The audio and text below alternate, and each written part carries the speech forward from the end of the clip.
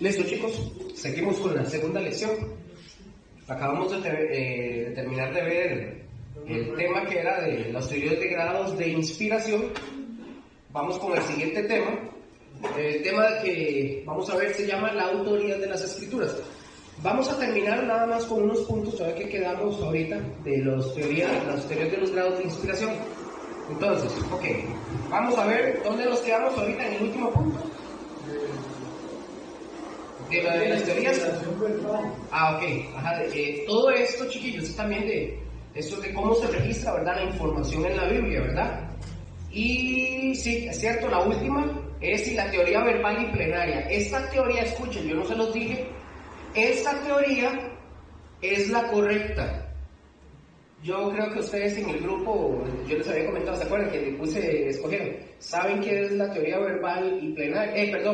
Que la palabra es verbal y plenaria, que qué significaba. Bueno, es lo que estamos viendo. Esta teoría es correcta. Es la correcta, es la que nosotros, porque teoría verbal, cuando usted escuche que digan que la palabra es verbal y plenaria, no, porque si se lo digo ya adelante toda la clase. Pero básicamente que la palabra es la palabra de Dios y plenaria es porque es autoritativa. O sea, tiene toda la autoridad. Bueno, ahí más o menos se lo dije ya por encima, pero eso. Ok, entonces, como dije, esta teoría es la correcta.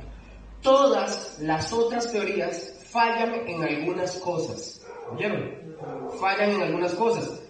Pero esta teoría, verbal y plenaria, es la correcta, con la que nosotros podemos de verdad mirar con toda confianza la escritura. Dijimos que inspiración verbal significa que en sus documentos originales el Espíritu Santo dirigió en la selección de las palabras usadas, ¿verdad? Pero sin embargo, la personalidad del autor o del que escribió dice que fue respetado, ¿verdad? Al extremo que sus características como escritor son preservadas y su estilo y vocabulario empleados, pero sin permitir errores. Ahora, ¿nosotros vimos algún ejemplo que demuestre que Dios respetó la personalidad? Sí, Jeremías. ¿Vimos eso? No, ¿o sí? Un ejemplo. Veamos un ejemplo, Romanos, por aquello, porque no me acuerdo de eso. Pero Romanos 16 del 20... También como el profeta llorando. Jeremías. Él demostró su sentimiento de la Ok, sí. el dolor por el pueblo. Buen ejemplo, porque no lo tenía ahí, de hecho. Romanos 16 del 20 al 21. Igual que Jeremías, ¿verdad? Cuando lloró por el pueblo. Ajá. ¿Qué dice alguien que lo tenga? Y el Dios de paz aplastará en breve a Satanás, bien y ingenioso para el mal, y el Dios de paz aplastará en breve a Satanás. Bajo nuestros pies la gracia de nuestro Señor Jesucristo sea con nosotros. 21. Os saludo Timoteo, mi colaborador, y Lucio, Jasón, Sosípater, mis pastores. Ok, ahí. Aquí está Pablo, escuchen esto. Aquí van a tener que anotar varias cosas, o estar al pendiente de todo. Aquí está Pablo dictando, porque Pablo tenía quien escribiera. Pablo realmente no escribió sus epístolas, a excepción como de una o dos, más no recuerdo, ahorita no lo tengo el dato. No escribió sus epístolas, es decir, que las escribiera él, ¿verdad? De puño y letra, él tenía sus escribientes. Aquí está dictando Pablo, pero aquí se mete el escritor. Ustedes lo pueden notar. El escritor se mete. Vean el versículo 22, por favor.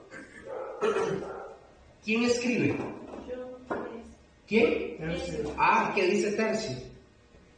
Escribir esta consagró y enseñó. Ok, vea qué interesante. ¿Qué hace Tercio? Él mete la cuchara. Mete la cuchara para mandar también saludos. Él está mandando saludos. Entonces, esto no quiere decir que hay una falla.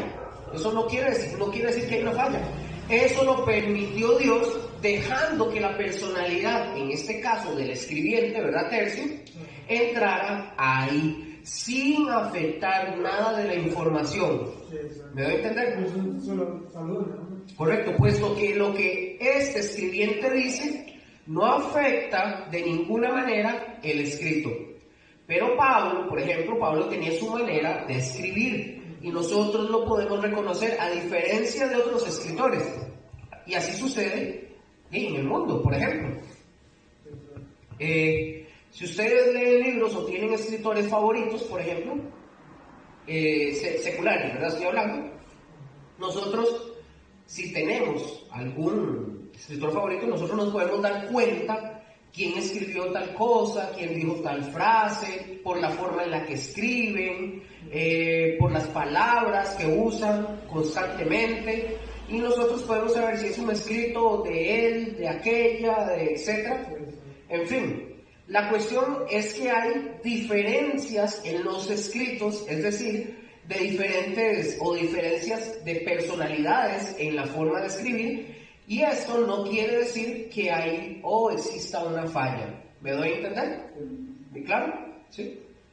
Recordemos también que yo creo que yo se los había dicho, Pablo, cuando se refiere al conocidísimo, al conocidísimo anticristo, él no habla del anticristo. Pablo nunca va a hablar del anticristo. Pablo va a hablar del hombre de pecado, que es el anticristo. Ajá. Pero el anticristo dijimos que es de la teología juanina. De la teología juanina, que la de Juan, no es teología paulina, de Pablo.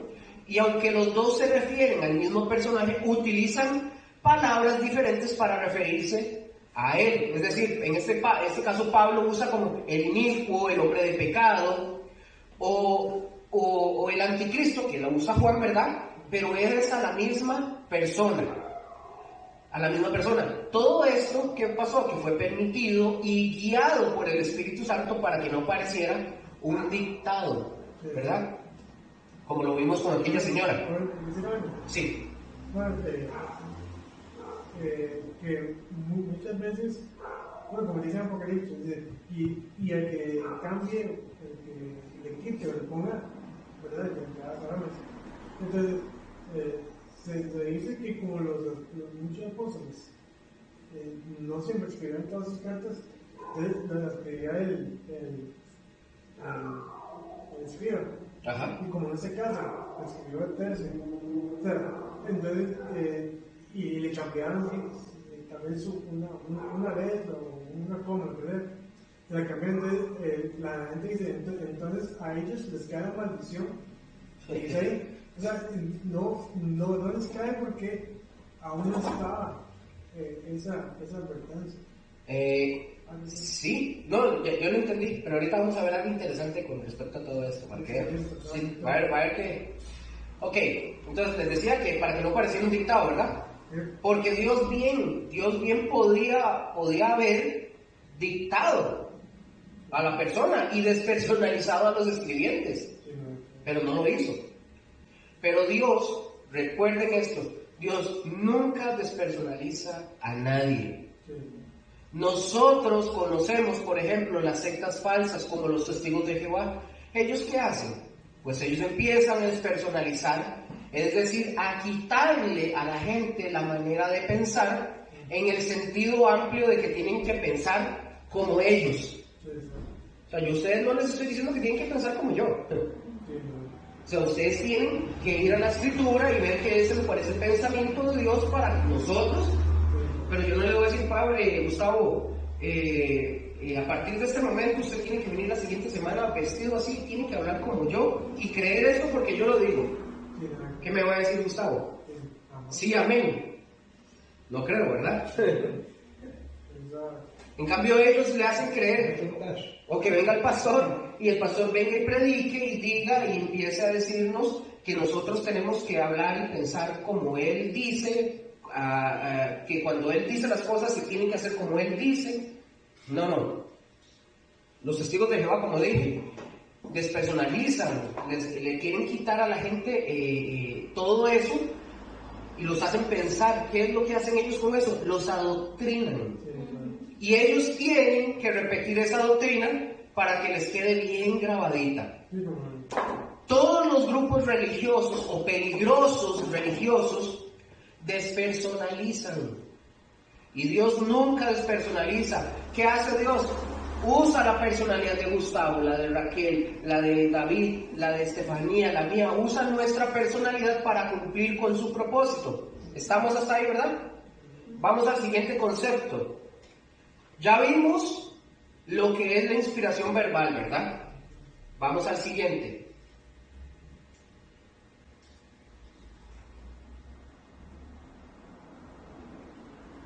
Inspiración plenaria. ¿Qué significa? Que la exactitud de la inspiración verbal se extiende a toda la Biblia. Ahora, ¿por qué hacemos o por qué estamos haciendo esta aclaración? ¿Por qué razón hacemos esta aclaración que se extiende a toda la Biblia?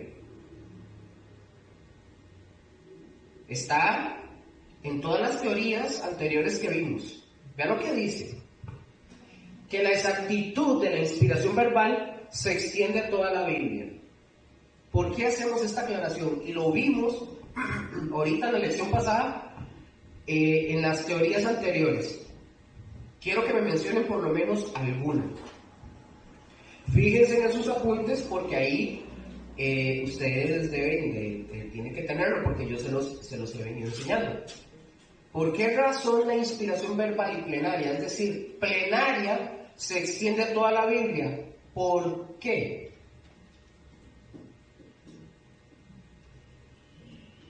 ¿Por qué toda la Biblia? Vamos a ver. Porque la verdad, el camino, la vida. Ok, vamos a ver.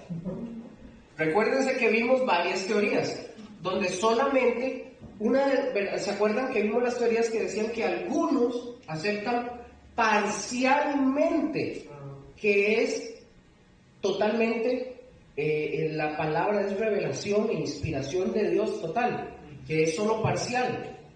¿Se acuerdan? Que le dan grados de valor a lo que sí es palabra de Dios y lo que no es palabra de Dios. ¿Se acuerdan de eso? Lo vimos, ¿verdad? Ok. Por eso es importante, digamos, los pasajes. Vamos a Timoteo, pues, 2 de Timoteo.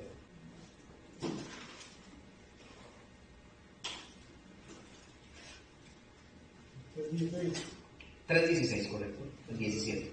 2 de Timoteo 3:16 y 17. El que lo tiene lo lee, por favor.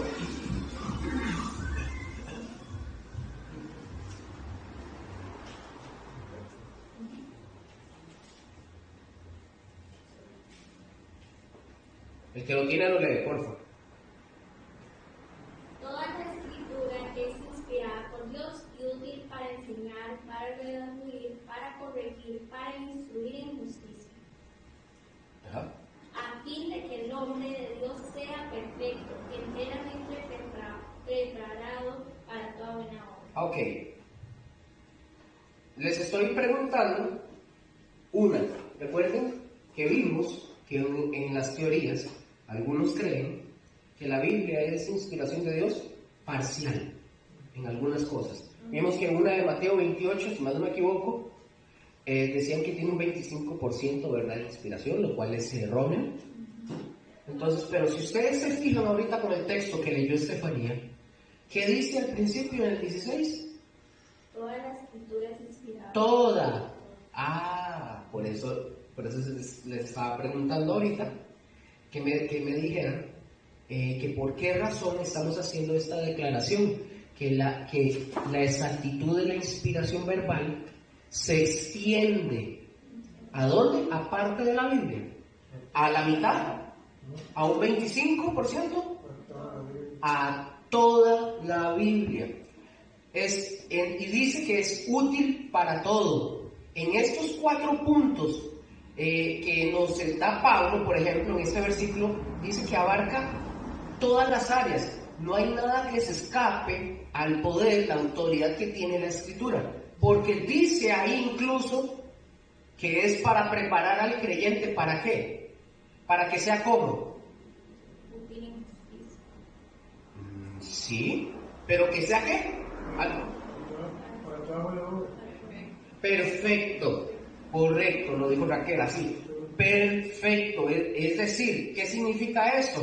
Es decir, maduro en todo sentido. El hombre y la mujer de Dios tienen que ser maduro. Cuando nosotros leemos la palabra de Dios, realmente ¿qué estamos haciendo cuando nosotros leemos la palabra de Dios? Siendo guiados. ¿Ah? Siendo guiados. Siendo guiados, pero lo que acabamos de decir, Siendo perfecto.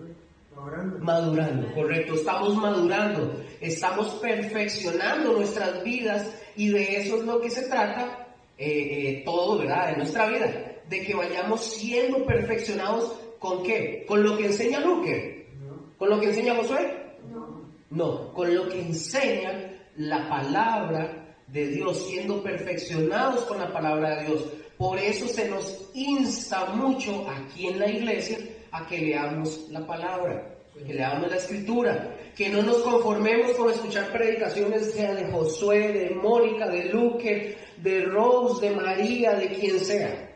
Se nos insta a que no nos conformemos con escuchar solo predicaciones, o solo venir al estudio, o solo venir aquí a la escuela, sino que cada uno de nosotros como creyentes debamos de tener una comunión diaria con Dios para que Dios nos empiece a hablar, la escritura empiece a trabajar en el corazón de la persona y empecemos a cambiar. Bueno, Sí. en la versión PDT dice, en la Valera dice, y el amor, el perfecto amor. Y la PDT dice, el amor maduro echa fuera el temor. ¿El amor qué? Maduro. El amor maduro. echa fuera el temor. Correcto. ¿Listo? Sí, ok, gracias. Entonces, porque la escritura, como estábamos diciendo, porque la escritura es palabra de Dios y por lo tanto tiene poder, es activa, eso lo vamos a ver más adelante. Entonces, cuando por ejemplo Timoteo nos dice que la palabra es inspirada por Dios, ¿se acuerdan? Él usa una palabra en griego que no existía, ¿se acuerdan de esa palabra? Es el único lugar donde la vamos a ver, por ejemplo, donde la vamos a ver es en el griego clásico, que era teumneustos, ¿se acuerdan? ¿Se acuerdan de esa? No me acuerdo en qué clase la vimos, pero la vimos. Sí, ¿verdad que sí? Ustedes ya les había dicho, ustedes están, ¿no? Sí, creo que fue en hermenéutica. Ok, sí. Esa palabra la inventó Pablo, oigan esto, esa palabra la inventó Pablo siguiendo, obviamente, las reglas gramaticales del griego de aquel tiempo. Así que no crean que fue que se la sacó de la manga, ¿verdad? No es que se le ocurrió, ¿verdad? Los que se la sacan de la manga son los de la UCR. Ay, qué mal. Y la una. Sí, también, eso, sea tonto. Pablo lo que quería dar a entender o decir, ojo con esto, por el impulso del Espíritu Santo, es mostrarnos el grado de inspiración, es decir, en qué grado está inspirada la palabra de Dios. Ahora, al crearla y formar esta palabra, voy a apuntárselas aquí.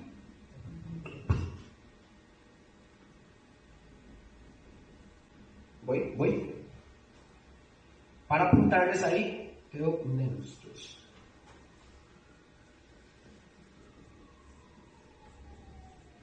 ¿La ven ahí? La luz. Y te provoca. ¿La vieron, sí? Sí, señor. Teumneustos. Teumneustos. Esto lo que quiere decir es que es salida, es decir, es exhalada de la boca de Dios. Eso es la palabra. Eso es lo que nosotros tenemos. Es lo que sale de la boca de Dios. Por ejemplo, a él le habla, él oía la voz y vamos a ver, y él, como todos los demás escritos, tanto del Antiguo Testamento como en el Nuevo Testamento, eran impulsados por el Espíritu para escribir lo que estaban oyendo.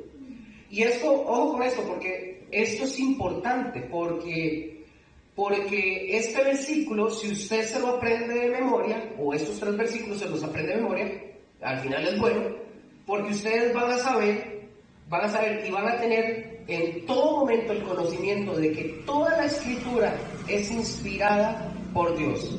Ahora, déjenme darles una explicación para que no vayan a extrañarse después. Cuando Pablo está escribiendo esto, recuerden que todavía no existía el todavía el Nuevo Testamento no estaba terminado, perdón.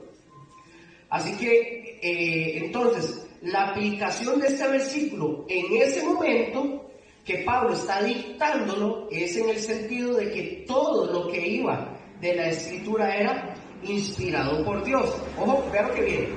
Pero cuando ya se termina de escribir el Nuevo Testamento, cuando termina, por ejemplo, Juan, que es el último de los escritores, ¿cuál fue el libro que terminó Juan, el último?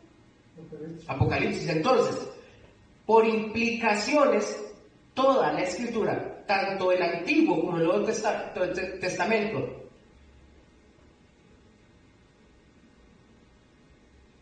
alto. Si hay una verdad que ustedes más bien deben de saber, es por ejemplo que Pablo, Pedro, Juan, escuchen esto, Pedro, Juan y el mismo Señor Jesús cuando predicaban, vamos a ver, Pablo, Pedro, Juan y el mismo Señor Jesucristo cuando predicaban, ¿saben cuál traducción ellos utilizaban para predicar? La antigua, No. La Reina Valera. No. La Septuaginta. ¿Quién lo dijo? Raquel. Excelente. La Septuaginta. Era la versión traducida. ¿Se acuerdan qué era? La traducción, la versión traducida del hebreo del Antiguo Testamento al griego. Ellos utilizaban la Septuaginta. Y que hubieron judíos que se fueron para Grecia y aprendieron griego. Eso se lo tiene que saber de memoria, porque ya lo vimos con chorrocientos de veces. Ahora, porque recuerden que el mundo en ese momento estaba dominado por el griego, ¿verdad? Y lo que hicieron, aquí no les voy a dar la historia, porque ya ustedes la saben, la vimos creo que también en hermenéutica, ¿verdad? ¿Verdad que sí? Lo que hicieron en Alejandría fue ponerlo en las palabras que el mundo entendiera lo que decía el texto hebreo, ¿verdad? No nada más los judíos. Pero da la casualidad, que no hay casualidades para Dios, de que es precisamente la traducción que utilizaban el Señor Jesús y sus discípulos para evangelizar. Para hablar de la palabra de Dios en aquel tiempo. Oigan, fue tanto, escuchen esto porque aquí a ustedes se les va a abrir la mente en ese sentido para entender por qué hay personas, por ejemplo los judíos mesiánicos, porque ellos utilizan el Nuevo Testamento pero en hebreo. Acuérdense que el Nuevo Testamento fue escrito todo en el Nuevo. ¿En qué? En griego. Ok. Ojo con esto. Así, gracias, David. Da la casualidad, porque le dije que no hay casualidades para Dios, ¿verdad?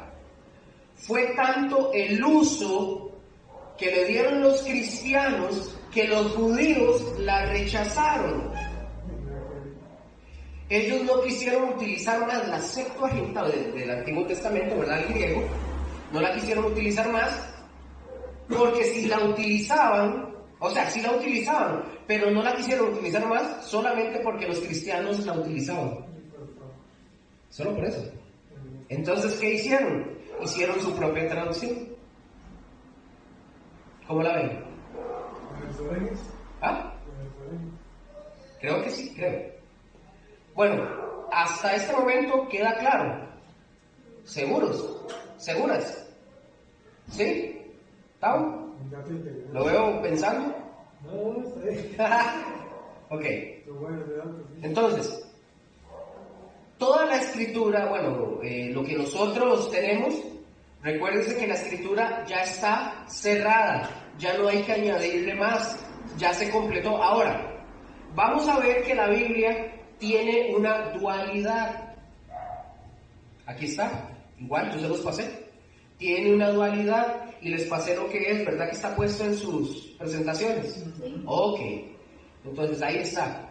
tiene una dualidad en cuanto a lo escrito en la Biblia. Y vamos a ver el primer punto, que igual ustedes lo tienen. Como número 1, dice, la Biblia, como ya vimos, es la verdadera palabra de Dios, es infalible, es inerrante, y es que autoritativa, no autoritaria, que es muy distinta o es muy diferente a lo que es autoritativa, ¿verdad? Ahora, es infalible. ¿Por qué es infalible? Porque no falla, correcto, no falla. Sobre todo lo que habla la Biblia no falla en lo que hay ahí en la Biblia. Nosotros hemos escuchado, creo que por ahí, que la Biblia no es un escrito científico para darnos datos científicos, ¿verdad? De las cosas, aunque sí aparecen ahí.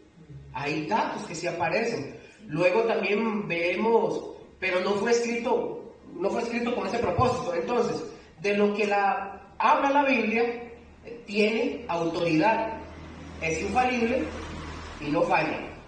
Punto número 2. ¿Qué dice? Dijimos que es inerrante. Es inerrante. ¿Qué significa la inerrancia de la Biblia o qué es inerrante? No contiene errores. Sí, que no se equivoca. Que no se equivoca. Yo se lo digo, no contiene errores. No hay errores en la Escritura. Nosotros al leerla, nosotros podemos encontrarnos con aparentes, escuchen esto, podemos encontrarnos con aparentes contradicciones. Y que cuando nosotros nos metemos y nos metemos a estudiar, nosotros vamos a ver que perfectamente no hay un solo error, que no hay contradicción. Si en la Biblia hubiera errores o contradicciones, ¿qué pasaría?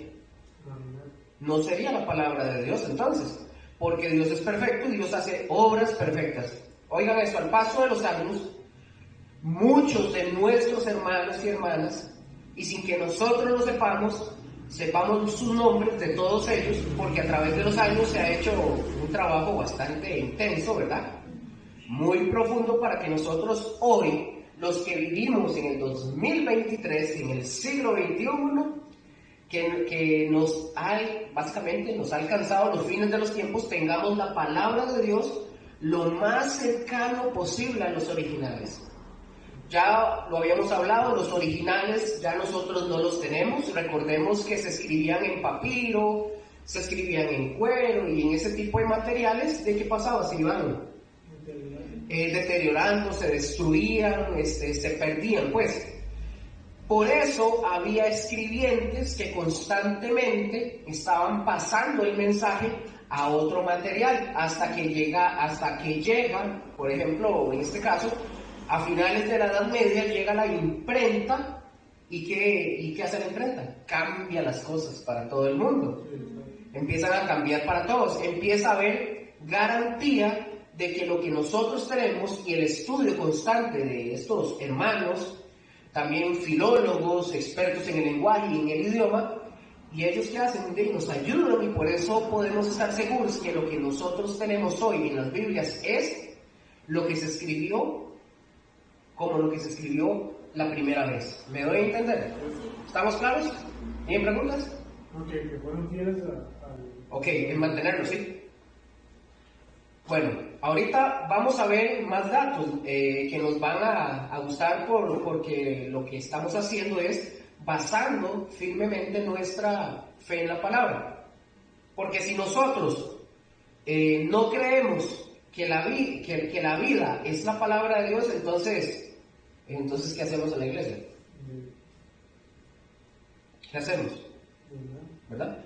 Nosotros tenemos que tener no nada más la fe, oigan, no tenemos que tener nada más la fe de que es la palabra de Dios, sino la garantía de que sí es la palabra de Dios. Porque si no, a lo mejor podemos decir, yo les puedo decir a ustedes, ¿qué les parece el libro del Mormón? Si se trata de libros espirituales que el hombre ha clasificado así y ha redactado, pues ahí está el libro del Mormón. Ustedes pueden hacerse mormones, si quisieran. Pero el libro de Mormón no tiene las garantías de la palabra de Dios, es decir, tiene errores, muchos errores. Y ojo, estos errores son probados. Ahorita no estamos estudiando el libro de Mormón, pero si no, los podríamos ver. Ahora, pero el libro de Mormón, por ejemplo, tiene un chorro de errores. Creo que en Doctrina Falsa vimos una parte de eso, ¿verdad? Y además es una copia también de la Escritura, nada más puesto con otras palabras. Es decir, lo copiaron de alguna parte, tenían que haberlo sacado. Algunos de sus rollos y de lo que ellos tomaron de la palabra, exactamente como hicieron los musulmanes, es decir, para escribir el Corán, también tomaron cosas de la Escritura. Entonces, como número 1, dijimos que la Biblia es verdaderamente la palabra de Dios, ¿verdad? Vamos al punto número 3. ¿Qué dice el punto número 3? Por favor. Verdaderamente es una producción humana. Ojo, aquí esto podría causar un choque, porque esto hay que explicarlo, ¿verdad? ¿Por qué es una producción humana? ¿Ah? Fue escrito por seres humanos, fue escrito por hombres. Y hay veces que hay gente que viene y nos quiere tratar de sorprender y que se oponen a la fe y nos dicen que ellos no pueden creer en eso porque lo escribieron hombres. Pues la respuesta obvia es sí, la escribieron hombres. Dice, ¿quién más la iba a escribir? Por eso, entonces, hay gente que se asusta. Hay gente que se sorprende y como, ¿qué le digo? Si me están diciendo, la Biblia la escribieron hombres. Pues sí, la escribieron hombres. ¿Y ¿Quién la escribió? ¿Un extraterrestre? No, la escribieron hombres. Y eso es más que obvio. Dios no la escribió, es decir, los que la escribieron fueron hombres, pero fueron guiados. Vean que es diferente. Los hombres la escribieron, pero fueron guiados por el Espíritu Santo para que lo que nosotros tenemos aquí no tenga errores. Estamos hasta ahí, ¿verdad? Punto número 4. Hay personas que, bueno, en mi caso, hay personas que se han afirmado a decir que no creen en la Biblia porque son escritas por personas, Ajá. pero que por qué entonces no fueron escritas como se hizo con Moisés, cuando se hicieron los mandamientos. Entonces, no nada que decir eso. Hay muchos que dicen también que es machista. Entonces uno le puede decir, muéstrame un punto. Entonces, si ellos le dicen, pueden mostrar, vean, Dios que pone a la mujer en tal parte, no es cierto. Todo tiene un contexto cultural que lo hemos estado viendo. Pero yo no voy a debatir, por ejemplo, usted dice, es que la Biblia es machista. Bueno, Gustavo, deme una muestra de que la Biblia es machista. Es que ahí dice, ¿dónde? Pero si yo le digo a usted, no, para nada, bien, la Biblia enseña y empiezo a dar datos históricos y culturales, usted no me los está pidiendo. Usted me está afirmando que es machista. Yo le tengo que decir a usted, si su afirmación es correcta, demuéstremela. Yo no le voy a dar datos hasta que usted me demuestre su afirmación. Entonces ese es el conflicto en el que nosotros entramos a veces. Y la gente se enoja. Estoy hablando de los cristianos. Se enojan porque le dicen, es que usted no entiende, es que no.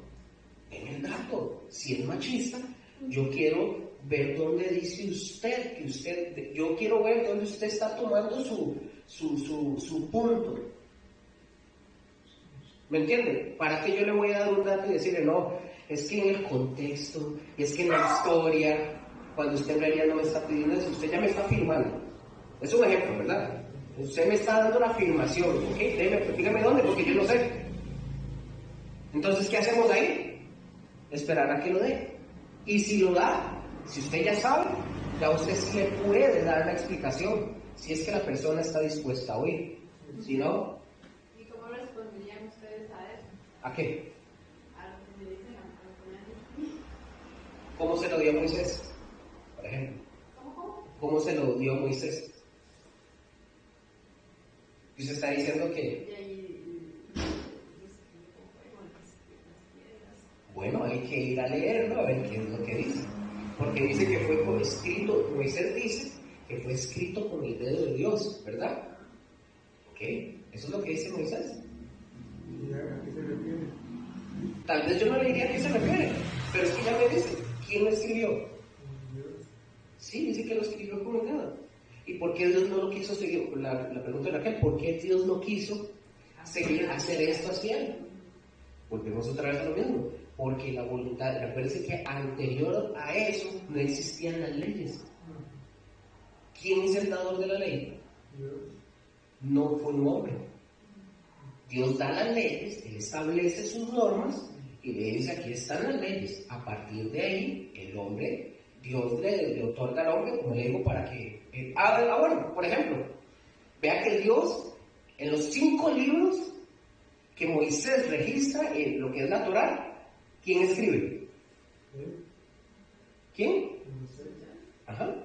Entonces Moisés lo que está contando es cómo Dios escribió en eso. Es decir, Dios en ningún momento escribe. Me refiero, los textos. Dios escribe directamente la ley. Él, porque la ley Él la da. ¿Me estoy dando a entender? Él da la ley. Recuérdense que es como el caso cuando Él, en las 10 plagas. Las 9 plagas es Moisés el involucrado. En la 10ª, ¿quién se mete? Y quita a Moisés. Entonces, quiere decir que, digamos, Dios no inspira las leyes, no las inspiró, las escribió. De hecho, el texto dice: nada Moisés, más que, digamos, se puede decir que se le da una orden a Moisés que él las tiene que transmitir, digamos, él tiene no solamente tiene la revelación, tiene la inspiración y las escribe. Escribe lo que Dios hizo con las tablas. Pero la pregunta de Raquel es: ¿por qué Dios no escribió digamos, el texto, todo? ¿Por qué no quiso? ¿Por qué Dios no lo hizo?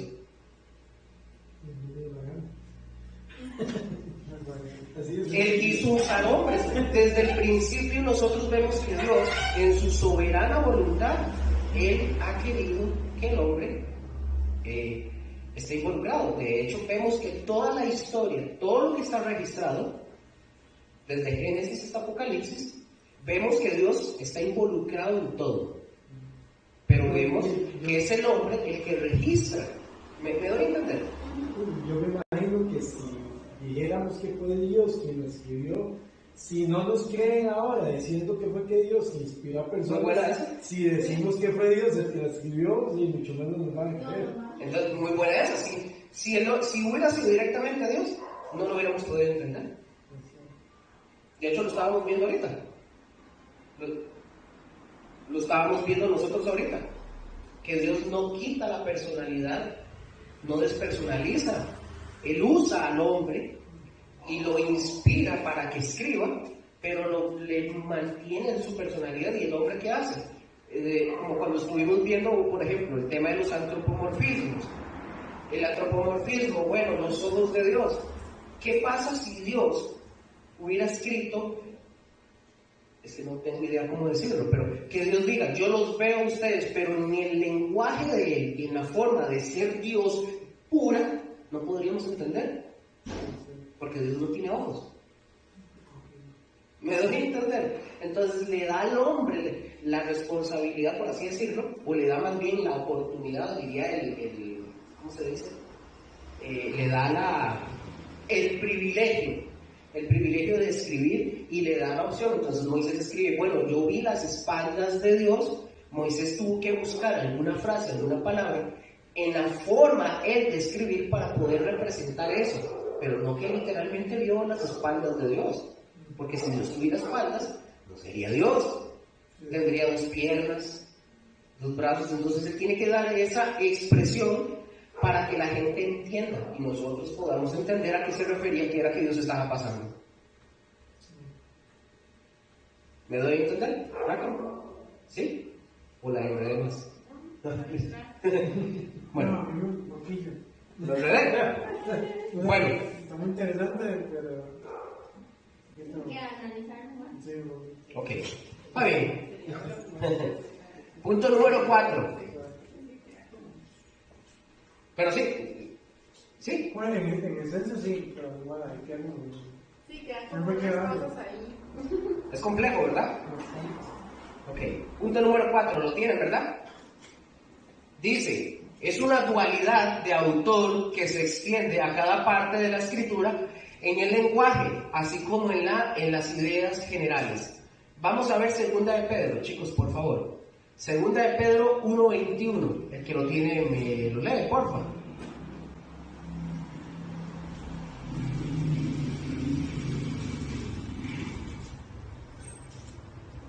Segunda de Pedro 1:21, por favor.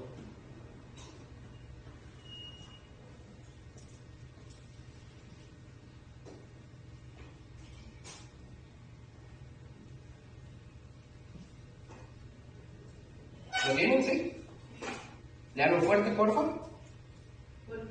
Porque nunca la profecía fue traída por voluntad humana, sino que los santos hombres de Dios hablaron siendo inspirados por el Espíritu Santo. Ok. Vamos a ver aquí, vean, la profecía obviamente tiene que ver con hablar, ¿verdad? Entonces, toda la palabra de Dios dice que no fue traída por quién.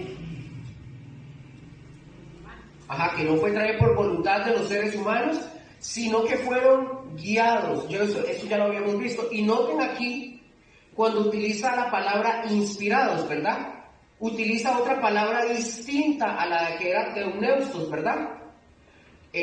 La palabra que utilizó Pablo era teuneustos, y vamos a ver, Pablo utilizó teuneustos, pero Pedro está usando otra palabra, que es esta. Ya la habíamos visto.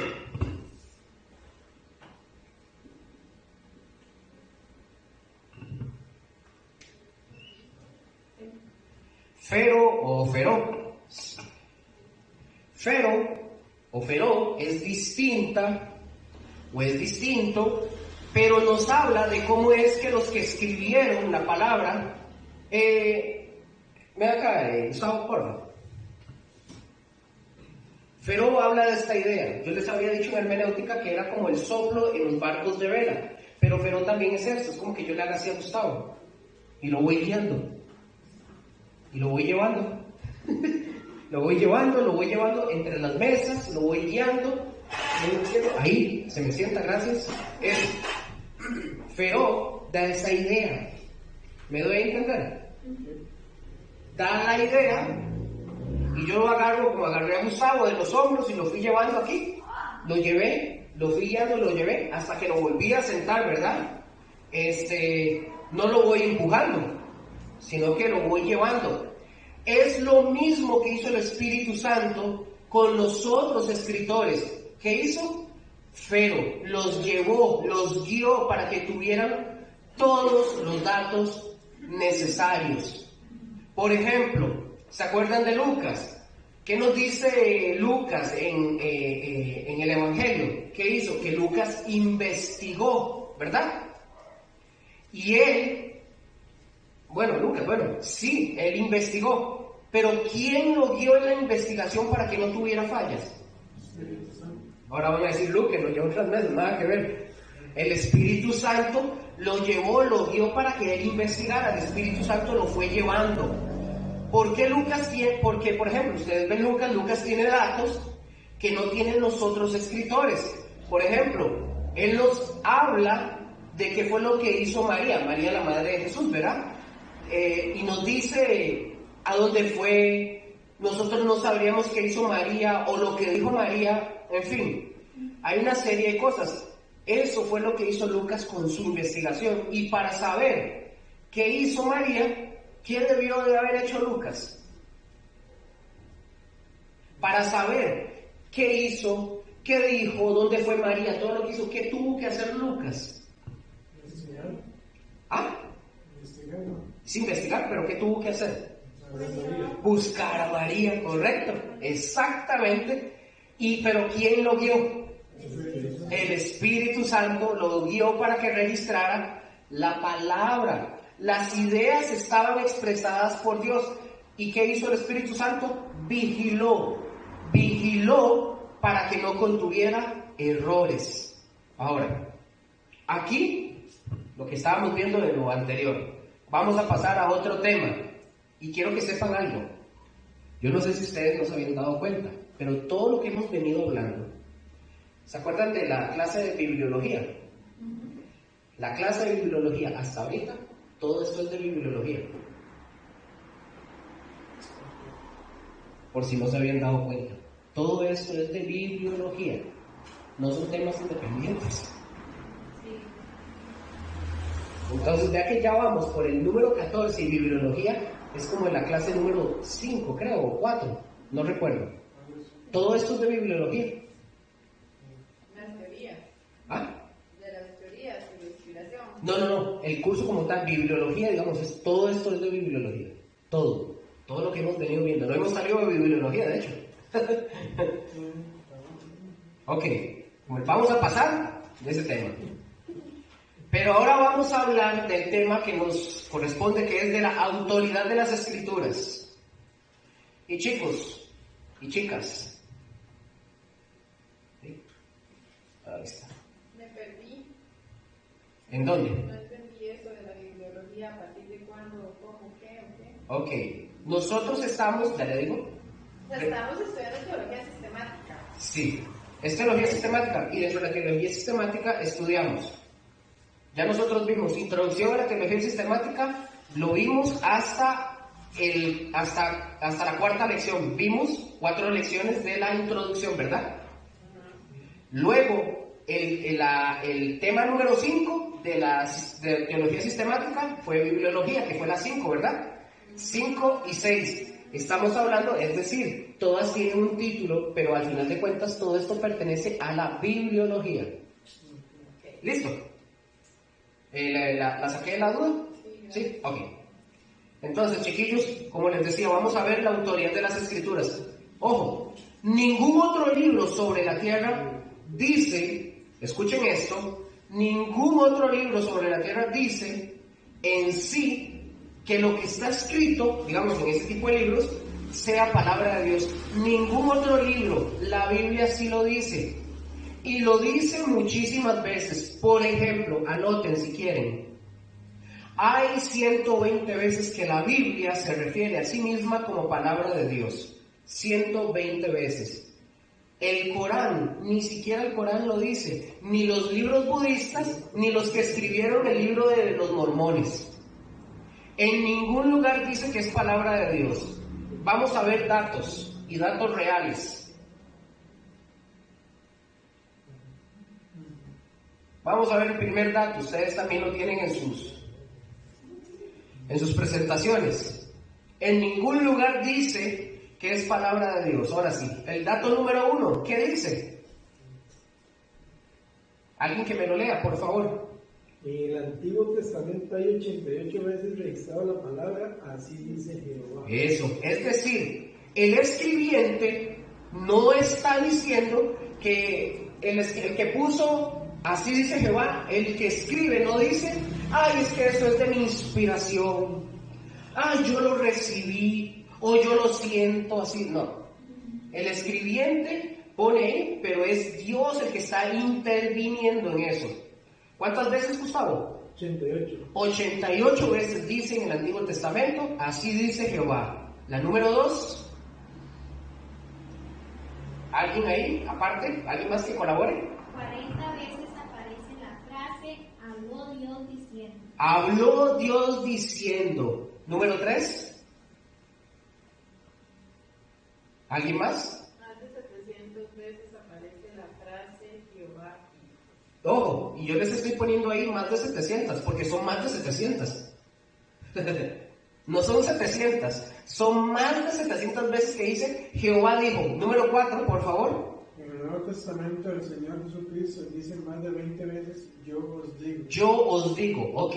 Ya vimos el dato de que 120 veces aparece la frase palabra de Dios. Ahora, ¿cómo es que nosotros encontramos estos ejemplos? Yo les voy a dar para que ustedes anoten 4 citas nada más. Anoten 4 citas, vamos a leer nada más 2, pero anoten las 4. Génesis 15:1. Génesis 15:1. Génesis 15:1. Números 22:18. 18. 22:18, sí. ¿Qué dije otra cosa? No, ok. Y en el Nuevo Testamento vamos a leer Apocalipsis 6:9 y Apocalipsis 20:4. 20:4. Ahora, alguien que me lea por favor Génesis 15:1, por favor, fuerte.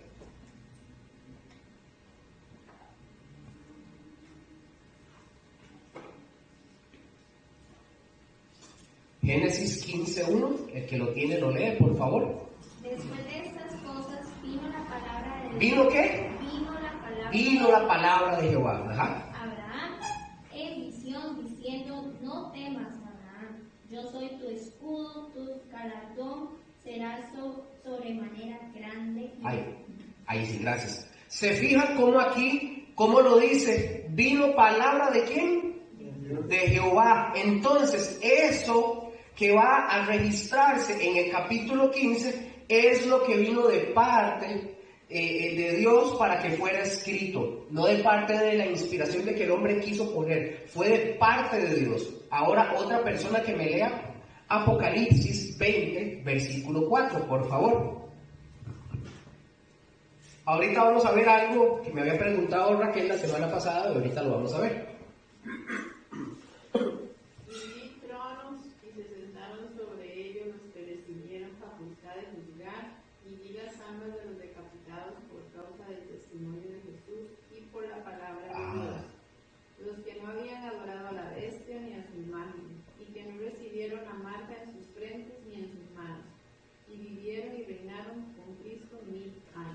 Ok, si ustedes se fijan y nosotros nos fijamos, vemos en este verso que dice testimonio y dice palabra de Dios también, ¿verdad? Ahora entonces, nosotros tenemos la palabra de Dios. De hecho, el nombre, por ejemplo, el que más a mí me gusta, por ejemplo, es cuando me refiero a la Biblia, es la palabra de Dios, ¿verdad? Porque en realidad sí es la palabra de Dios, ¿verdad que sí? La palabra Biblia, ya nosotros sabemos que significa como un compendio de libros, una pequeña biblioteca. ¿Por qué? ¿Por qué? Porque es una pequeña biblioteca. Muchos libros. Ajá, ¿cuántos? 66. 66, eso. Entonces es una pequeña biblioteca. Y esa biblioteca tiene que ver con lo que es la palabra de Dios. Desde Génesis 1:1 hasta Apocalipsis 22:21. Es el último, ¿verdad?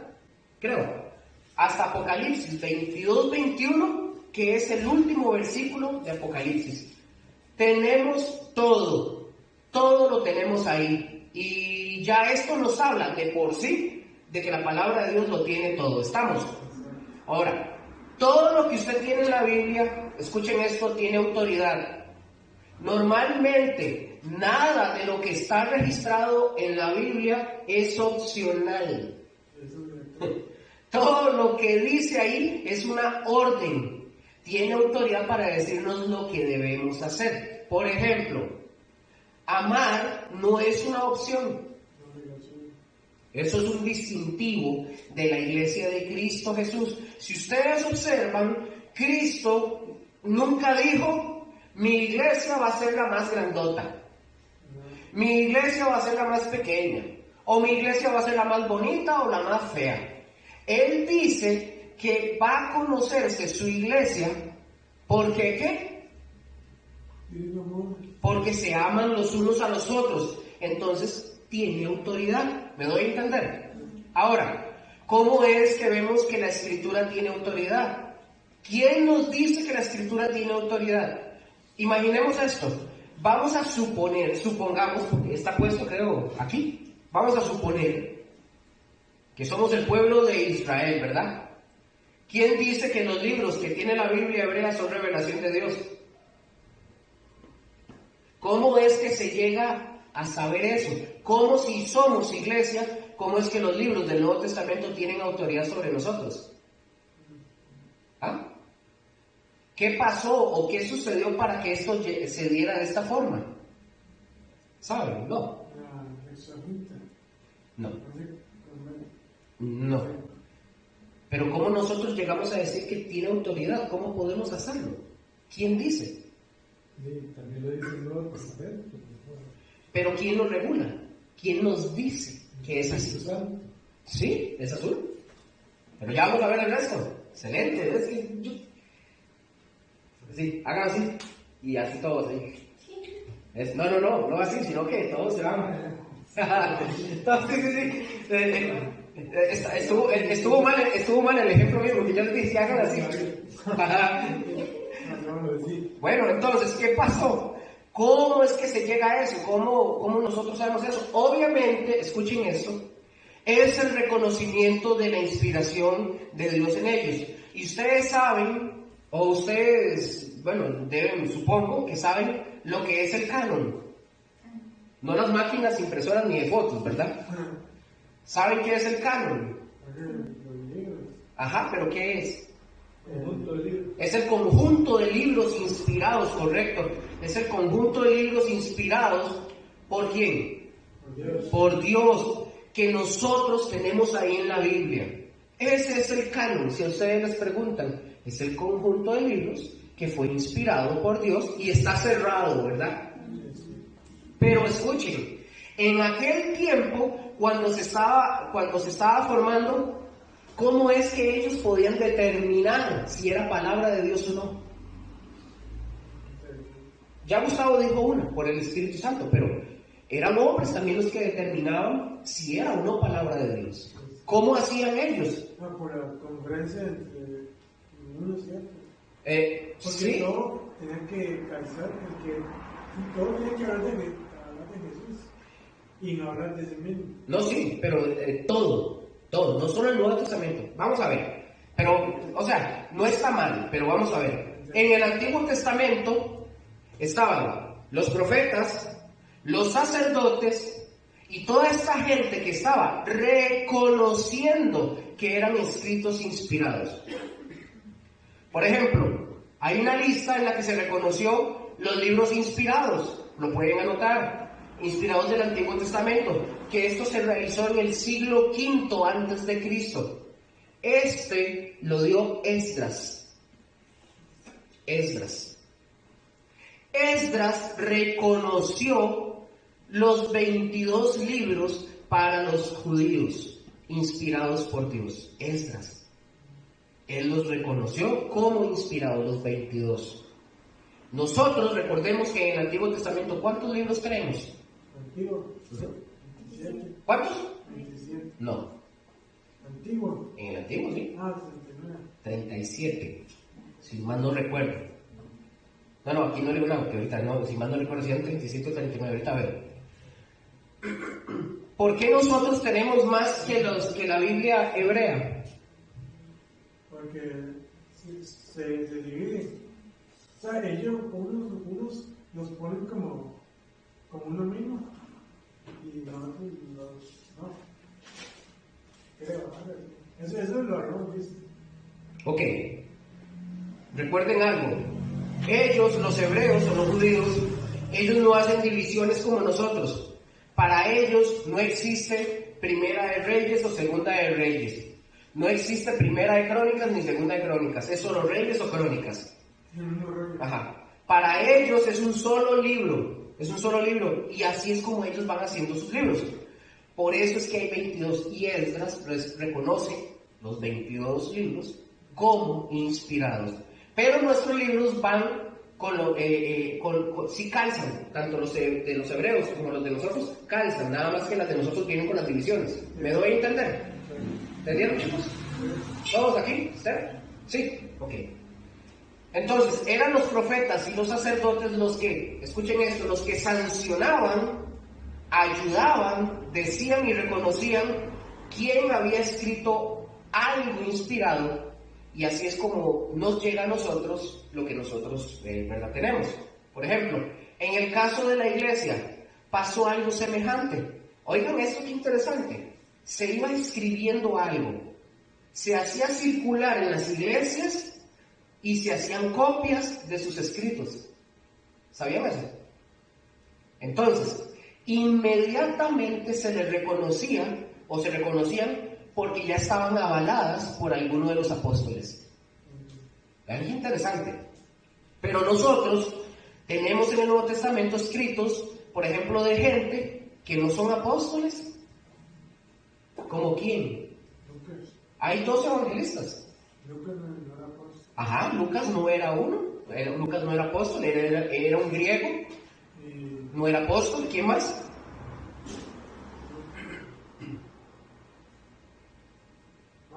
Marcos tampoco era un apóstol. Era muy cercano a los apóstoles, pero no era un apóstol. Entonces, ¿por qué tenemos el Evangelio de Marcos y por qué tenemos el Evangelio de Lucas? Simple y sencillo. Marcos era muy cercano a Pedro. Pedro ratifica su escrito como palabra inspirada, lo que escribe Marcos.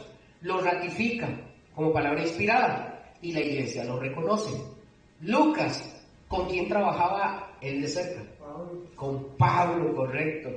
Lucas trabajaba con Pablo. Entonces Pablo también daba verdad o aprobaba que es escrito, y la iglesia como tal lo toma como inspirado de Dios.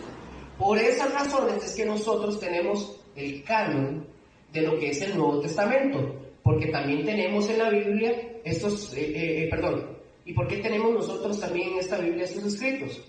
Porque Dios hizo que lo escribieran, que fuera su palabra sin errores. Por ejemplo, Pablo escribió más, y el hecho de que no estén aquí en la Biblia, en sus Biblias, ¿verdad? O en la mía, que no estén ahí.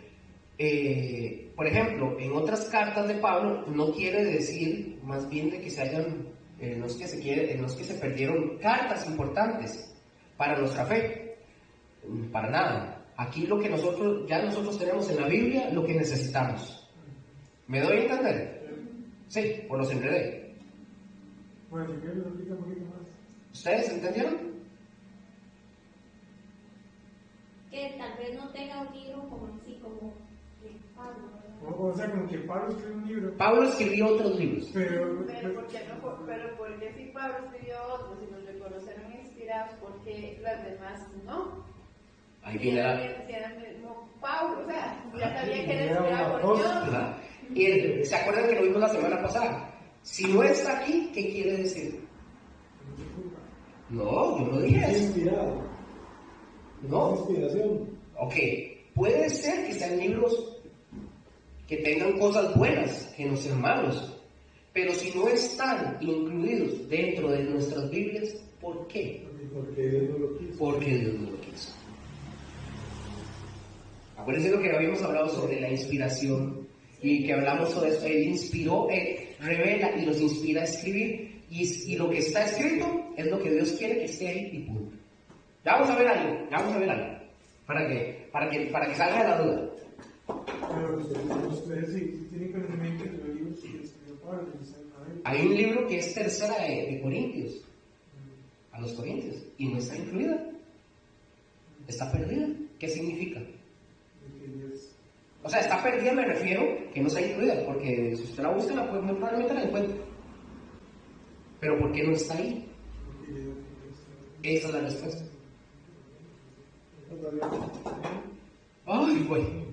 Entonces, chiquillos, por ejemplo, las otras cosas que se escribieron eran cosas buenas. Ahorita como la pregunta que hizo Raquel. Por ejemplo, lo que se escribieron eran cosas buenas. Eran buenos consejos, pero no es lo que Dios quería que fuera guardado en la Biblia. ¿Me doy a entender? Ok.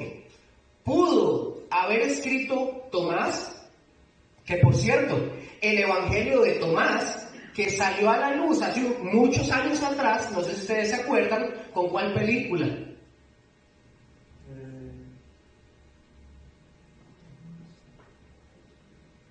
¿Cuál? Raquel, dígalo. ¿Cuál? No, no, esa no. Con el Código Da Vinci. El Código Da Vinci. Estos libros son libros apócrifos. Ojo, no tienen reconocimiento de nadie como algo inspirado.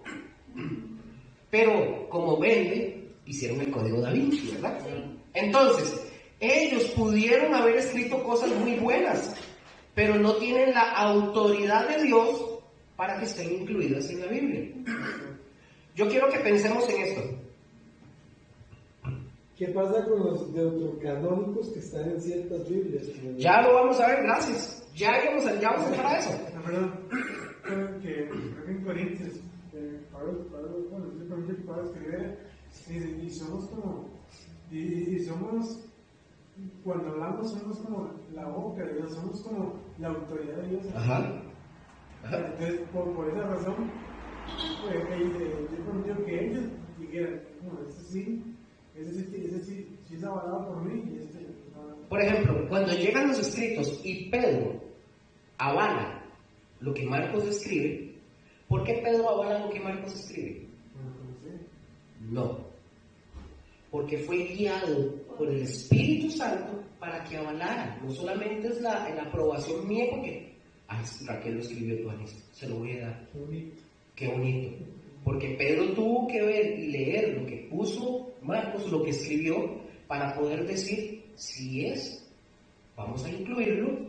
Pero Pedro toma también la decisión así porque se le ocurre, es porque es guiado, porque hay otros escritos en los que probablemente ellos observaron y dijeron esto no, y porque dijeron que no, porque fueron guiados por el Espíritu Santo para decir esto no. Ahorita vamos a ver la pregunta que usted me hizo la semana pasada de los rayos y los relámpagos.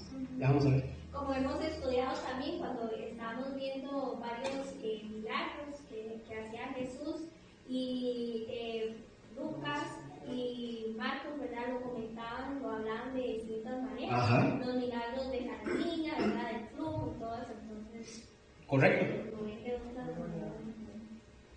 Listo. Vamos a ver. Entonces vimos de eso el código Da Vinci. Les decía, ellos pudieron haber escrito cosas buenas, pero no tenían la autoridad de Dios. Y les dije, pensemos en esto, por favor. ¿Cómo es que nosotros tenemos estos escritos? ¿Qué hubo de pasar dos cosas para que nosotros tuviéramos los libros inspirados? Recordemos que dije que están los libros apócrifos que no tienen el reconocimiento, ¿verdad?, de inspiración. Les voy a recordar este ejemplo. ¿Se acuerdan que Dios le reveló a José, el esposo de María, que debía de huir a Egipto, ¿verdad? ¿Se acuerdan? Él le reveló, pero no lo inspiró para que escribiera. José recibió la revelación, pero no la inspiración. Eso de la inspiración para que escribiera, ¿quién lo hizo?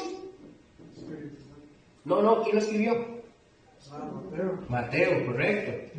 Lo escribió otra persona. Entonces, para que estén los escritos en la Biblia y que estén reunidos, ¿qué fueron? Recuérdense, revelación e inspiración. Estas dos condiciones tienen que ver para que estén en la Biblia. Escuchen esto, respondiendo ciertas preguntas. Para la condición, para que estén en la Biblia, tienen que haberse cumplido dos de las tres condiciones, que son revelación e inspiración. Y los hombres de Dios, dice la palabra, fueron ¿qué? Inspirados.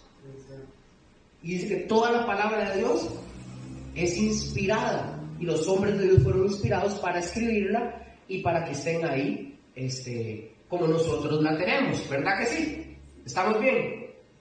Entonces, esas dos condiciones tienen que ver para que estén en la Biblia, y ya lo habíamos visto, para que ustedes también puedan repasar los que ustedes han anotado y los ustedes lo puedan ver y lo tengan ahí de memoria. Por ejemplo, Tomás lo que escribió, o lo que escribió Judas, o lo que sea, quizás no era reconocido por Dios como inspirados probablemente.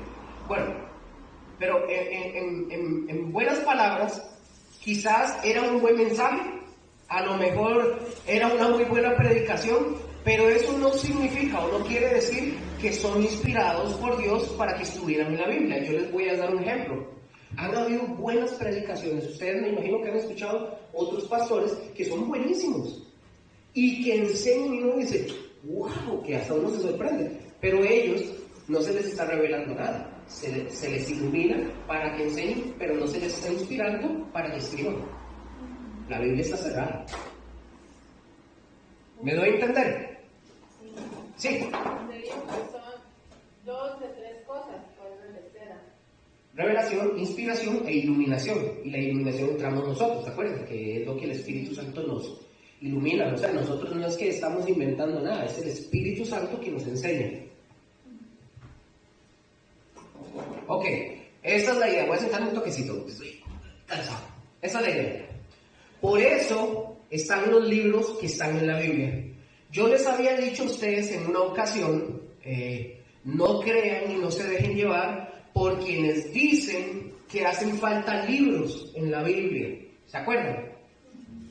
Hay una carta de los Corintios, como les decía, que se le llama la tercera a los Corintios.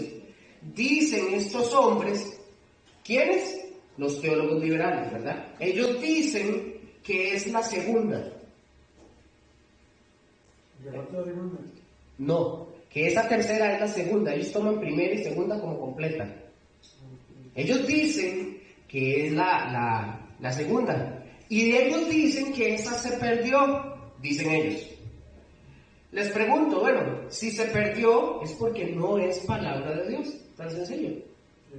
Yo no les puedo decir a ustedes que verdaderamente Pablo la escribió. Es una suposición. Yo no la tengo. A ver, al final de cuentas es una suposición. Sí, entonces al final, exactamente, al final de cuentas, si no está en la Biblia, ¿por qué? Porque Dios no quería. Es más, no es palabra de Dios, así de sencillo. Dios no quería que nos enteremos de nada de eso. Recordemos que Dios se reserva por soberanía el derecho de decir qué nos revela a nosotros y qué no nos revela. Por ejemplo, también les dije que en Apocalipsis, Raquel, hay unos truenos que dicen unas cosas, ¿verdad? Bueno, y cuando Juan va a registrarlas, dice que no las escriba. Apocalipsis 10.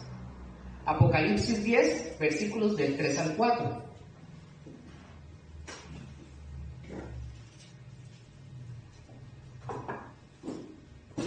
¿Me dicen cuánto lo tienen? ¿Qué dice? Y clamó a gran voz como ruge un león. Y cuando hubo clamado, 7 truenos emitieron sus voces. 7 truenos emitieron sus voces. Ajá. Cuando los 7 truenos hubieron emitido sus voces, yo iba a escribir. ¿Quién iba a escribir? Juan. Ajá. Pero oí una voz del cielo que me decía: sella las cosas que los 7 truenos han dicho y no las escribas. Ok, los truenos estaban diciendo algo. ¿Qué dijeron los truenos? ¿Por qué no se sabe? Porque Dios le dijo que no las escribiera. Entonces, como les dije, Dios se reserva el derecho de revelarnos a nosotros, de mostrarnos a nosotros lo que es su revelación. Por eso, ustedes no crean que tenemos, por ejemplo, nosotros tenemos todo el conocimiento de Dios, no crean eso. O todo lo que se sabe de Dios o sabemos, nosotros no lo sabemos todo. ¿Se acuerdan qué dice Deuteronomio 29:29? Lo habíamos leído en una ocasión. Lo revelados es para los hombres y los secretos para Dios. Correcto, que las cosas secretas pertenecen a Jehová, nuestro Dios, y lo que nos está diciendo es que sí hay cosas que Él nos va a decir a nosotros, ¿verdad? Hay cosas que Él nos va a decir, porque Él es soberano. Él puede decidir qué debemos nosotros saber y qué no debemos de saber. Pero también dice ahí en ese mismo versículo, dice, mas las reveladas, es decir, lo que nosotros tenemos en la vida, son para nosotros y para nuestros hijos. Decía el texto, ¿verdad? Y decía que era para siempre. Para que cumplamos, o sea, para que obedezcamos todo lo que está registrado. ¿Me di a entender? ¿Lo veo, Raquel, lo de los relámpagos, truenos o lo que sea? Pregunto otra vez, ¿qué dijeron esos truenos o relámpagos? No sabemos. Es curioso porque, digamos, por lo menos aquí nos dice, bueno, en la Biblia que hay una explicación, pues en esta de nosotros, ¿sí? Dice, hay verdades que son parte del plan secreto de Dios, por lo que no pueden ser reveladas. Correcto, de hecho suena así, bonito. Nos manda a Deuteronomio 12, del 4 al 9. ¿Y qué dice? Así aprovechando de una vez, abusándome.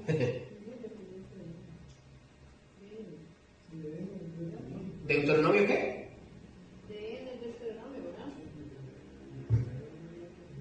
De N, Daniel. Deuteronomio creo que es de T.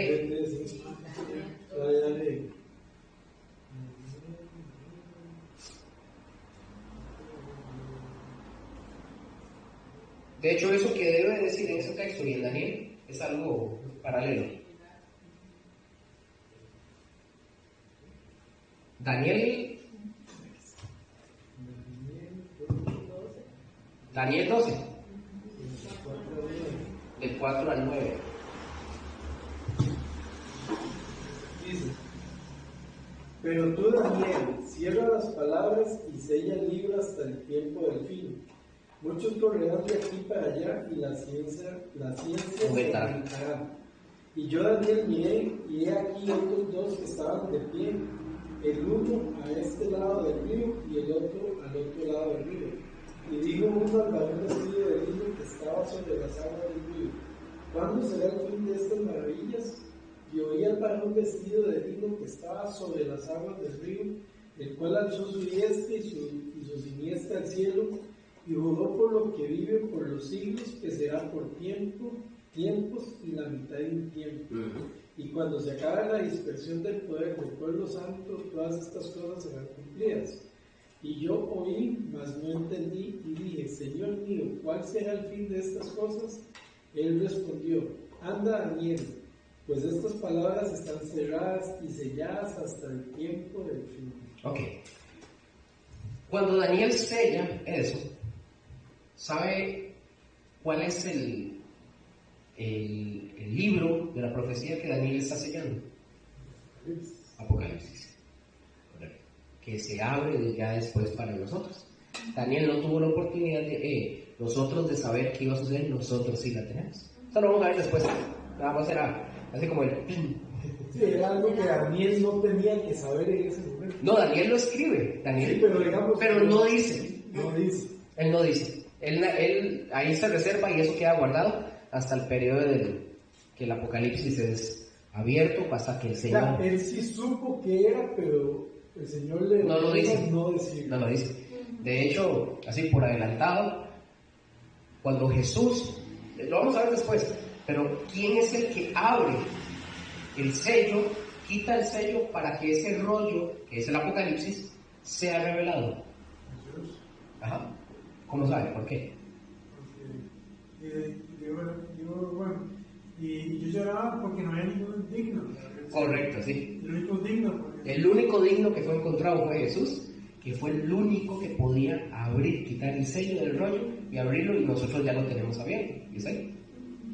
Interesante, ¿verdad? Después lo vamos a ver. Bueno, seguimos.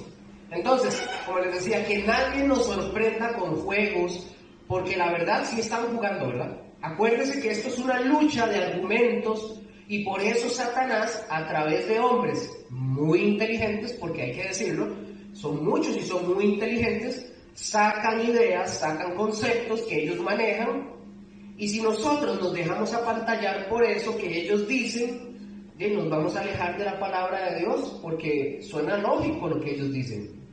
Ustedes los escuchan y suena muy lógico, pero luego hay que ver quién lo dijo. Y Dios, lo que Dios quiere es que ustedes y yo no nos dejemos sorprender, porque por muy lógico que sea el argumento, y ojo aquí, ustedes saben que la ciencia se ha equivocado miles de veces y ha corregido chorrocientas de veces. Por ejemplo, se decía hace muchos años que el átomo, por dar un ejemplo, el átomo era una de las partículas, de las materias más pequeñas, y que era la partícula más pequeña, decían, indivisible. ¿Qué significa? Que no se podía dividir. Les pregunto si saben, ¿el átomo es divisible? Sí, sí es divisible. Sí es divisible, es decir, que sí se puede separar. Y eso lo dijeron científicos. Pero antes decían que no. Entonces, y los científicos, que son gente inteligente, se equivocaron. En la ciencia incluso hay intereses de harina, de negocio, de plata. Un hombre, escuchen esto, no me lo pidan porque vieras cómo intenté, pero no lo logré. Un hombre escribió un libro que es precisamente para desenmascarar lo que es la ciencia. Este hombre saca este libro, todos lo odiaron. Todo el mundo lo odió, porque él puso sobre la mesa la idea de que muchas veces la ciencia está jugando con nosotros. Por ejemplo, hace muchos años los frenos de los carros, no sé si usted se acordará o sabe, los frenos de los carros se hacían con asbesto. Y el asbesto es un chunche que produce cáncer. Y hubo gente que decía que eso era cancerígeno. Y por eso nosotros vimos que mucha gente se estaba enfermando. Y eso lo dijeron científicos.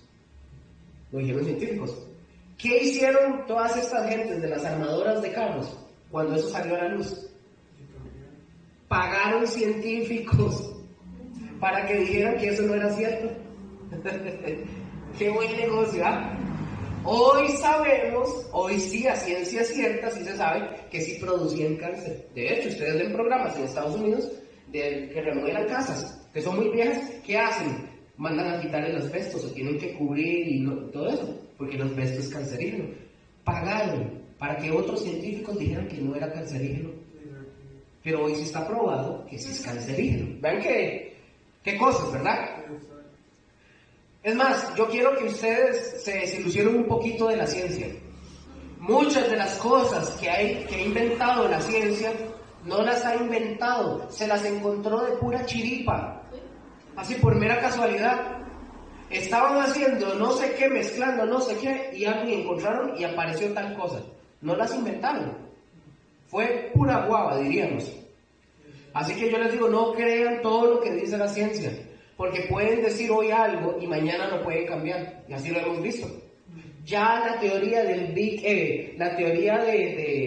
del darwinismo, de que venimos del mono, ya unos refutan y dicen que no, que es del Big Bang, y otros dicen que no es del Big Bang.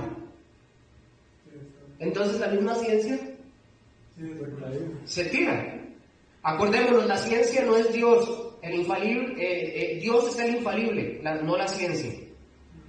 En esto de la formación, los sabios del canon lo dijeron, por ejemplo, no nada más Esdras. Esto lo dijo también el historiador judío Flavio Josefo. Él comentó acerca también de los 22 libros del Antiguo Testamento, pero no nada más él, sino también el llamado Filón de Alejandría, así, Filón, como se suena, Filón de Alejandría. Este era un judío filósofo.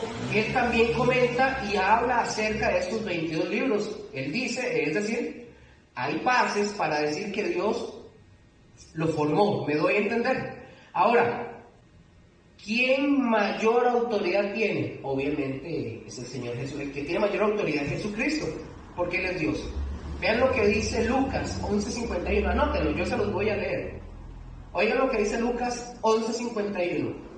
Dice, Lucas 11:51 dice, desde la sangre de Abel, pongan atención, desde la sangre de Abel hasta la sangre de Zacarías, que murió en el altar y el templo, sí os digo que será demandada de esta generación.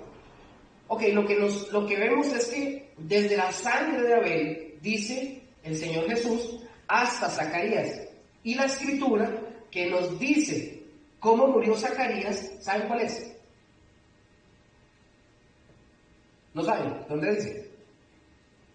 Lo dice Segunda de Crónicas. En Segunda de Crónicas nos dice cómo muere Zacarías. Y por ejemplo, en nuestras Biblias, ¿cuál es el último libro del Antiguo Testamento que nosotros tenemos? Malaquías. Sí, ¿cuál? Malaquías, es correcto, sí.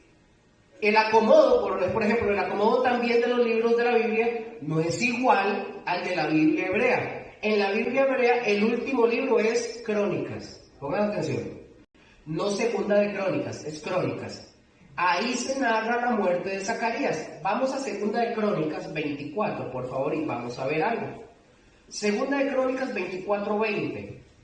Recuerden que les acabo de decir, el de nosotros termina en Malaquías, ¿verdad? La Biblia de los hebreos termina en Crónicas. ¿Estamos ahí? Busquemos Segunda de Crónicas, por favor. Segunda de Crónicas 24:20. ¿Lo tienen? Se los leo esta vez. Dice, dame un toquecito para tu mano.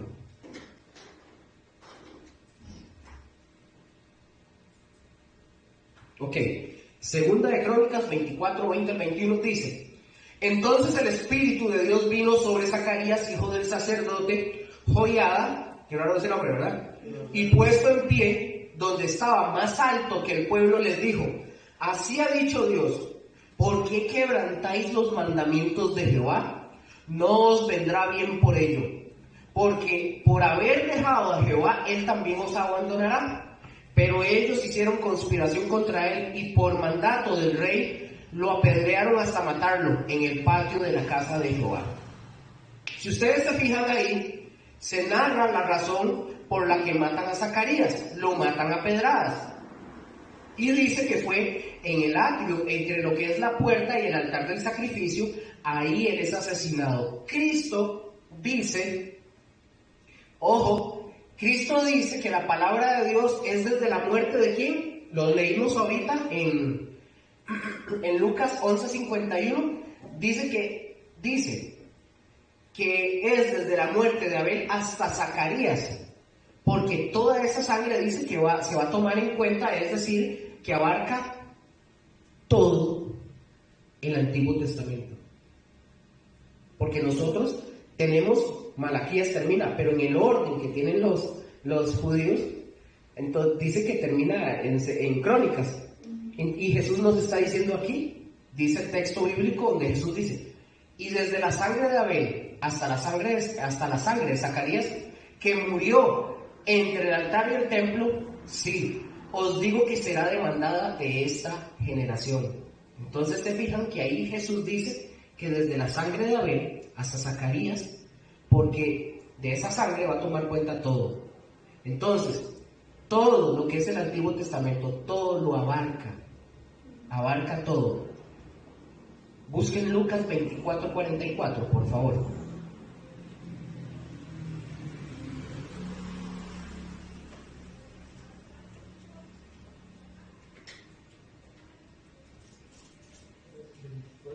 Mientras lo buscan, como dije, ahí Jesús dice que la palabra de Dios es desde la muerte de Abel hasta Zacarías. Es decir, abarca todo el Antiguo Testamento. ¿Me dicen amén? ¿Lo tienen? ¿Sí? Se los voy a leer porque yo no leí los versículos. Dice, y les dijo, Lucas 24:44, ¿verdad? Sí. Ok.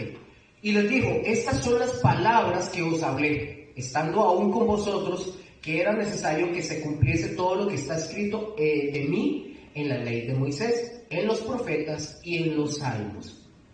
Chicos, esa es la división de la Biblia hebrea. Moisés, los profetas y los salmos. Aquí entonces el Señor Jesús está diciendo que es básicamente todo y que todo es autoritativo. Por eso yo les digo a ustedes que hay creyentes por ahí, ¿verdad? Gente de la iglesia que dice que no. Ustedes han escuchado que hay gente que dice que no les interesa el Antiguo Testamento, que ya pasó de moda. ¿Han escuchado a esa gente? Porque dice que ya están en otro, que están en el Nuevo. Pero es palabra de Dios el Antiguo Testamento. Sigue siendo palabra de Dios. Lo mismo que es palabra de Dios, tanto el Antiguo como el Nuevo. Nosotros no podemos, chicos, descartar.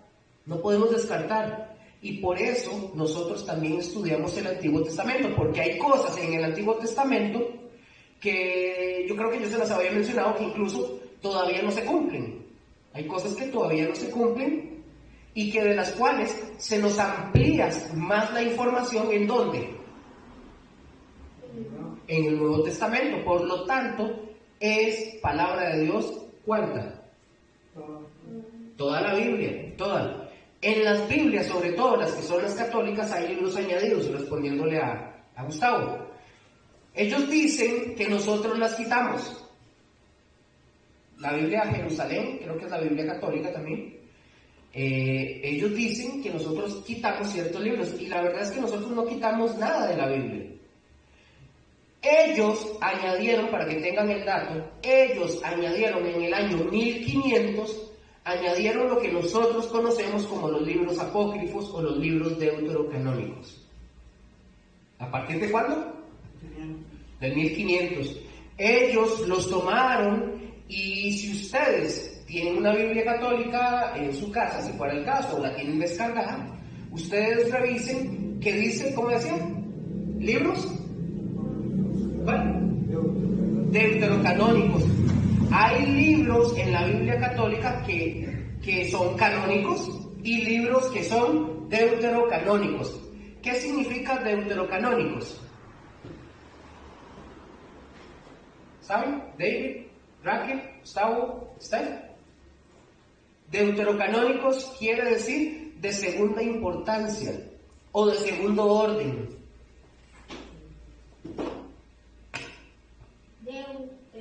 Deuterocanónicos.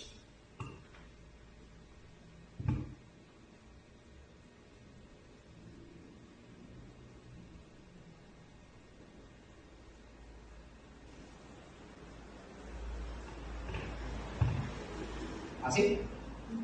Deuterocanónicos, espero no haberme equivocado.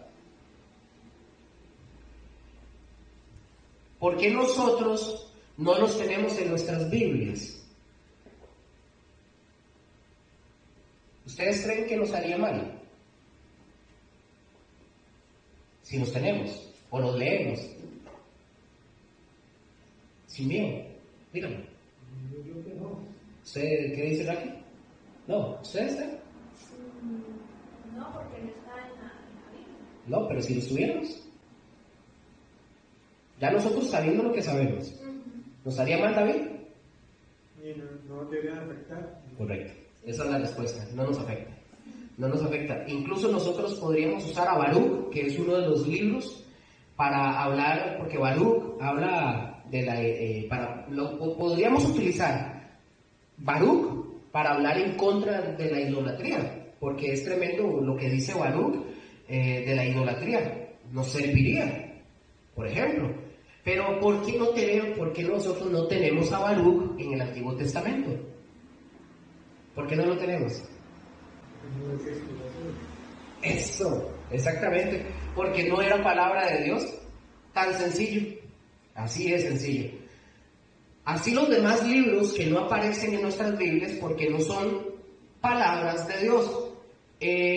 ¿Para qué quiero, por ejemplo, para qué quiero tener yo los libros canónicos o libros que, perdón, ¿para qué quiero yo tener los libros deuterocanónicos que tienen errores?